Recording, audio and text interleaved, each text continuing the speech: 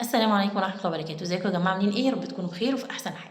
اتكلمنا عن الشاشات، اتكلمنا عن الموبايلات، اتكلمنا عن ليه الناس أدمنت الموبايلات وليه على طول بقينا ماسكين الموبايل. اتكلمنا عن الوقت المسموح بيه لكل طفل إن هو يمسك الموبايل في أعمارهم المختلفة، وإيه الأنشطة البديلة لو هنبعد الموبايل، عشان محدش برضو يسأل السؤال دوت لأن ده دايما بيبقى السؤال. طيب واتكلمنا عن خطورة الشاشات في حلقة قديمة قبل كده هنزلها لكم إن شاء الله بإذن الله، عشان يبقى كده كملنا الموضوع كله ورا بعضه. طيب بعد ما اتكلمنا عن كل ده لفت انتباهي مقالة قرأتها، يعني هي مكتوبة عن فيديو لواحدة ست عمرها 30 سنة، فحبيت ان انا اكمل بيه الموضوع دوت عشان نتأكد من قصة واقعية فعلا خطورة الشاشات. تمام. ست عمرها 30 سنة، صغيرة لسه، يعني لسه تعتبر صغنونة، 30 سنة يعني سن صغير. بتقول إن هي كانت بتدرس علم الأعصاب، وكانت من مشكلة حصلت لما بدأت تتفرج على فيديوهاتها القديمة أيام الجامعة، يعني مش من سنين طويلة أبدا ولا حاجة.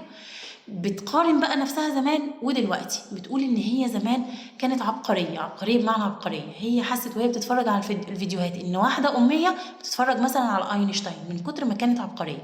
بتقول إن هي كانت بتتكلم بطلاقة، كانت مصطلحاتها علمية يعني مصطلحاتها كانت بالنسبة لسنها كانت مصطلحات قوية، لغتها قوية، بتعرف تتكلم بطلاقة.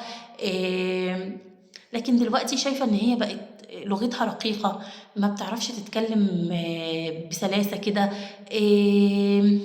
ما بقتش زي الأول خالص.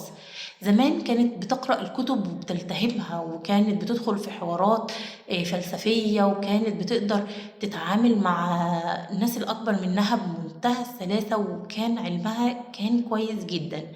لكن دلوقتي هي شايفة ان هي لا قادرة حتى تكتب مقال ولا تتناقش مع حد زي الأول، ولغتها ما بقتش زي الأول. تمام. فهي بتقارن هي كانت ايه وبقت ايه، رغم ان هي كانت سن صغير ودلوقتي بقت اكبر سنا.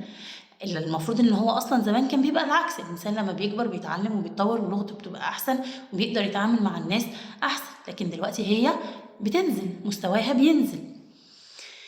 قالت أنا زمان كنت بقرأ كتير وببحث كتير، دلوقتي أنا يومي ضايع بين فيديوهات قصيرة اللي هي الريلز دي ملهاش أي معنى ولا أي إفادة، وده يومي بيضيع في كده. فبتقارن هي كانت بتعمل إيه زمان وهي بتعمل إيه دلوقتي، وهي كانت إيه زمان وهي كانت إيه دلوقتي.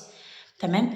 قالت برضو إن هي شايفة إن الشباب اللي هم عشرينات والتلاتينات هيصابوا بخرف مبكر، يعني يعني مش هيبقوا يعني مش عارفه اجيبها لكم ازاي عشان ما اصدمكمش. الخرف المبكر دوت اللي هو اصلا الناس لما بتعجز يجي لها خرف، هي شايفه لا ان ده هيصيب بعد كده الشباب في سن صغير في العشرينات وفي الثلاثينات، من كتر برضو مسكه الموبايل ومن كتر الفرجه على فيديوهات ملهاش اي لازمه. بعدين كملت وقالت حاجه جميله جدا، قالت ان احنا بنتعامل مع ذكاء الانسان، هي شايفه ان هي كانت ذكيه جدا وعبقريه كمان، بنتعامل مع الذكاء على انه حاجه كده احنا ضامنينها على العمر كله. تمام. و... وان احنا هي موهبه بقى مش هتضيع مننا ابدا. فهي قالت لا، هي شايفه ان الذكاء ده عامل زي العضله، لو احنا ما عملناش تمارين وقويناها تمام فمع الوقت هتضعف جدا ومش هتبقى زي الاول، استحاله. يبقى الذكاء برضو حاجه مش مضمونه وما ينفعش ان احنا نضمنها.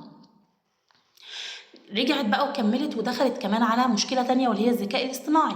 دلوقتي كله بيلجأ للذكاء الاصطناعي، بتقول ان الذكاء الاصطناعي دوت اصلا هيضعف العقل. ازاي مخلين الريبوت هو اللي عمال يفكر لنا، هو اللي عمال يبحث لنا، هو اللي بيعمل لنا كل حاجة دلوقتي، فأكيد دوت شئنا أم أبينا هيأثر على عقل الإنسان وهيضعفه، وهيضعف على قدرته على التفكير. تمام. يبقى كل ده هي بتتكلم عن خطورة مسكة الموبايل لفترات طويلة وعمالة تدور. المرعب أكتر كمان في الموضوع كان التعليقات اللي كانت عليها، ناس كتير بقى بتحكي لها قصصهم هم كمان مع الشاشات. شاب دخل يقول لها ان هو حاسس ان هو فعلا ذكائه قل وان هو ما بقاش ذكي زي الاول. بنوته قالت لها ان هي حاسه ان يعني هي جالها تلعثم بقالها كام سنه وبتتعالج منه ولغايه دلوقتي هي مش عارفه السبب. شباب كتير دخلوا قالوا لها ان هم ما بقوش عارفين يذاكروا صفحة واحدة بس من الكتاب، لان هم برضو بقوا مشتتين ومش قادرين يقعدوا على الكتب من كتر مسكتهم من الموبايل، ولو رجع بيهم الزمن تاني مش هيمسكوا الموبايل لفترات طويلة، او مش هيمسكوه خالص وينتبهوا اكتر لدراستهم. دي تجارب لناس بعد ما مسكوا الموبايل، وده تطورهم في سن كبير. تمام.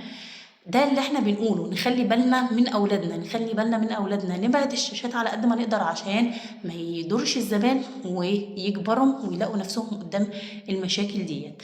تمام. مفيش حد بيتمنى لاولاده كده. هنزل لكم ان شاء الله باذن الله تاني الفيديو القديم بتاع خطوره الشاشات، عشان نبقى ربطنا كده الفيديوهين ببعض، ونقول خطوره الشاشات في كل حاجه بشكل علمي. تمام. يبقى يا جماعه، على فكره في دول جرمت استخدام الموبايلات والشاشات لاقل من 16 سنه، ده قانون فعلا فعلا في بلدان من كتر ما هي شافت ان هو خطر جرموه. تمام. فنخلي بالنا من استخدام الموبايل، نخلي بالنا اولادنا كمان المحتوى اللي هم بيتفرجوا عليه لازم يبقى فيه رقابه، وما تقولوش ان احنا كده بنتدخل في خصوصياتهم. مفيش حاجه اسمها خصوصيه لغايه فعلا لما يكبر ويبقى عاقل وناضج، واحنا فعلا عارفين ان هو ان شاء الله باذن الله ما بيعملش غير الحاجه الصح. نراقب المحتوى، نراقب وقت الموبايل اللي بيمسكه اولادنا، نخلي بالنا جدا، لان دوت خطورته شديده جدا في الوقت اللي احنا فيه. وربنا يا رب يحفظ كل أولادنا ويحفظنا من كل شر. وأتمنى أني أكون أفدتكم في موضوع الموبايلات. لو في أي أسئلة بقى أنتوا حابين أن أنتوا تسألوها أنا ما تطرقتش ليها، فسيبوها في الكومنتات وهرد عليكم. وقبل ما ننهي كالعادة نصلي على النبي وأقول لكم السلام عليكم ورحمة الله وبركاته. قبل ما انسى، لو انتم بتتابعوني بقى، انا كل مره ما برضاش اقول لكم، يا ريت بقى تشجعوني شويه. لو لاول مره هتشوفوني اعملوا لي بقى متابعه على الفيسبوك او على اليوتيوب. في كل مره انا مش برضه اقول، فالمره دي بقى هقول لكم يا ريت بقى تشجعوني شويه وتدعموني علشان نتكلم في مواضيع تانية تفيدكم. والسلام عليكم ورحمه الله وبركاته.